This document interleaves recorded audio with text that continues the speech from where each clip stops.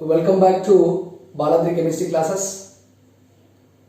Okay, in last three videos we are come across about electronic displacements, which plays major role in deciding stabilities of reaction intermediates, and we can explain the acidic and basic nature also based on these concepts.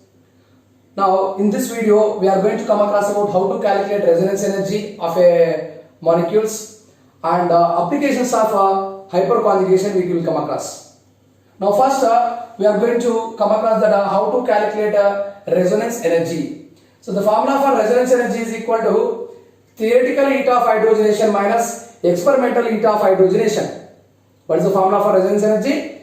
Resonance energy is equal to theoretical heat of hydrogenation minus experimental heat of hydrogenation. So first we need to know that what is heat of hydrogenation. Okay, see the word here. The amount of heat released when hydrogen is added to unsaturated compounds. So this is called hydrogenation of alkenes, right? It can be done in presence of catalyst. Let us take nickel catalyst. So for cyclohexane, when you added hydrogen, it is converting into cyclohexane.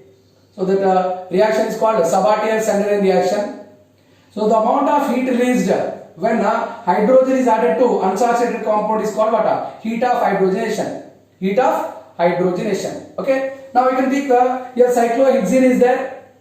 For cyclohexane, when 1 mole of hydrogen is added, so the heat released is how much? 28 kilocalories. Now next example we can take with this cyclohexadiene. For this, when hydrogen is added, it is converted into cyclohexane. And here for one double bond, the heat released is how much? 28 kilocalories. And for two double bonds, the heat released is how much? 56 kilocalories. Okay. Now you can see the board here. For one double bond, 28 kilocalories is released. For two double bonds, the energy released is how much? 56 kilocalories. Now benzene molecule you can take. Here 3 pi bonds are there. So for 3 pi bonds, when you added that hydrogen, so when you are doing hydrogenation of this benzene and it is converted into cyclohexane. So here the heat release is how much?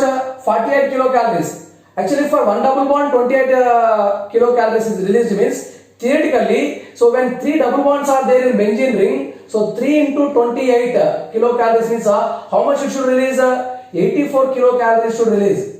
So what is the theoretical heat of hydrogenation of this benzene molecule? 84. But experimentally, when benzene is undergoing hydrogenation to convert into cyclohexane, the heat release is how much?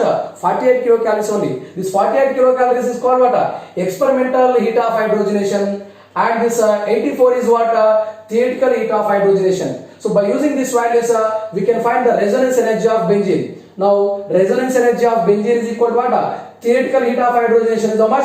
84 kilocalories minus experimental heat of hydrogen is how much? 48. That is equal to how much? 36 kilocalories. What is the resonance energy of benzene? 36 kilocalorie per mole. Here, resonance energy is directly proportional to stability of the molecule. Like this, any conjugated molecule you can take, it will have resonance energy. Based on that resonance energy only, we can explain the stabilities of that molecules. So here, resonance energy is directly proportional to stability of that molecules. Okay, like this, in this way, easily we can find resonance energy. Resonance energy is equal to theoretical heat of hydrogenation minus experimental heat of hydrogenation. Is it clear to you? Okay, now next come to this concept of applications of hyperconjugation. In first video, we come across what is hyperconjugation. Now here we are come across in applications of what? Hyperconjugation. Now, see the board here. With increasing number of alpha hydrogens, stabilities of carbocations, free radicals, alkenes and carbonyl compounds increases. Now, based on this hyperconjugation phenomena, we can explain the stabilities of carbocations, free radicals, and we can explain the stabilities of alkenes, and also we can explain the stabilities of carbonyl compound. That means aldehydes and ketone stabilities we can explain based on what?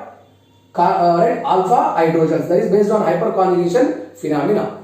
I said you already. Okay, the hydrogens which are present in alpha carbon are called alpha hydrogens, and here the carbon atoms which are directly attached with positive charge carbon are called what? Alpha carbon. This is alpha carbon. This is alpha carbon. This is also alpha carbon, because all these three carbons are directly attached with a positive charge carbon. So So all these carbons are called alpha carbons, and the hydrogens are called what? Alpha hydrogens. So in this tertiary butyl carbocation, how many alpha hydrogens are there? 9 alpha hydrogens are there. Now come to this carbocation, secondary carbocation it is. So this is alpha carbon, this is also alpha carbon. How many alpha hydrogens are there? 6 alpha hydrogens are there. Therefore here this tertiary butyl carbocation is more stable than what? Secondary carbocation. Is it clear to you? Now come to free radicals. Here I gave 2 free radicals. Now for this free radical carbon, the directly attached carbon is called what? Alpha carbon. And here there are 3 alpha hydrogens. Here there are 3 alpha hydrogens. Total how many alpha hydrogens are there? 6 alpha hydrogens. Now come to this example. So here this is a free radical carbon. The carbon which is directly attached to free radical carbon is called what? Alpha carbon. How many alpha hydrogens are there? 3. So as number of alpha hydrogens are more, the stability of the compound will be more. Okay. Now come to this alkene. These are double bonded carbons. The carbon atoms which are directly attached to double bonded carbons. Okay, this methyl group is directly attached with this carbon is directly attached with this double bonded carbon. So this is what? Alpha carbon. This is also alpha carbon. Okay, this is also alpha carbon, and this is also what? Alpha carbon. So total how many alpha carbons are there? 4 alpha carbons are there. Each one is having 3 hydrogens. So total in this compound 12 alpha hydrogens are there. How many alpha hydrogens are there? 12. Now come to this alkene. So here these two are double bonded carbons. The carbon atoms which are directly attached with double bonded carbons are called what? Alpha carbons. So now how many alpha hydrogens are there? 6 alpha hydrogens are there. That's what the compound with 12 alpha hydrogens are more stable than the compound with 6 alpha hydrogens. Like this alkene's stability also we can decide based on hyperconjugation. Now come to here, this is 2-pentanone and this is what? 3-pentanone. Both are ketones. Now here this is functional group carbon. The carbon atoms which are directly attached with functional group carbon, this is alpha carbon. This is what? Alpha carbon. So the carbon attached with alpha is called beta, and the next carbon is called gamma, and so on. The carbon atoms which are directly linked with functional group carbons are called alpha carbons. So how many alpha hydrogens are there here? 5 alpha hydrogens are there in 2-pentanone. Now come to this one. Here this is alpha carbon, this is alpha carbon, this is beta, and this is beta. So how many alpha hydrogens are there? 4 alpha hydrogens are there in 3-pentanone. That's what 2-pentanone is more stable than 3-pentanone. Like that, if you take carbocations, free radicals, and you can take alkenes, and you can take carbonyl compounds, we can explain the stabilities of these all the compounds based on alpha hydrogens. As number of alpha hydrogens increases, hyperconjugated structures increases, therefore stability of the compounds increases. Okay now? So finally you can see this question. They will ask you how many hyperconjugated structures are possible. Okay, if question is asking like this, the number of hyperconjugation structures is equal to, you can write number of alpha hydrogens. In a particular compound, how many alpha hydrogens are there? That many hyperconjugated structures are possible. Now if question is asking like this, you can concentrate, these two questions are different. You must be very aware of this one. When that number of resonance contributing hyperconjugation structures it is asking.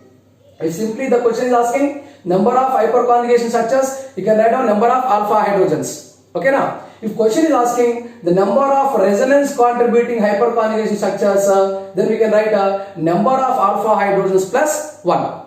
Okay, right? So number of alpha hydrogens, how many number of alpha hydrogens are there? That many hyperconjugated structures are possible. If question is asking the number of resonance contributing hyperconjugated structures, then we can write that number of alpha hydrogens plus 1. Okay, like that we can write number of hyperconjugated structures, and based on the hyperconjugation phenomena, we can explain the stabilities of carbocations, free radicals, alkenes, and carbonyl compounds. With increasing number of alpha hydrogens, stabilities of all these compounds increases. Is it clear to you? Okay, so now we come across the applications of this hyperconjugation. Okay, so you can take that screenshot of the video. Right, after watching video, you can like and subscribe the video, give your valuable suggestions and comments. So thank you for watching. You can take the screenshot of the board.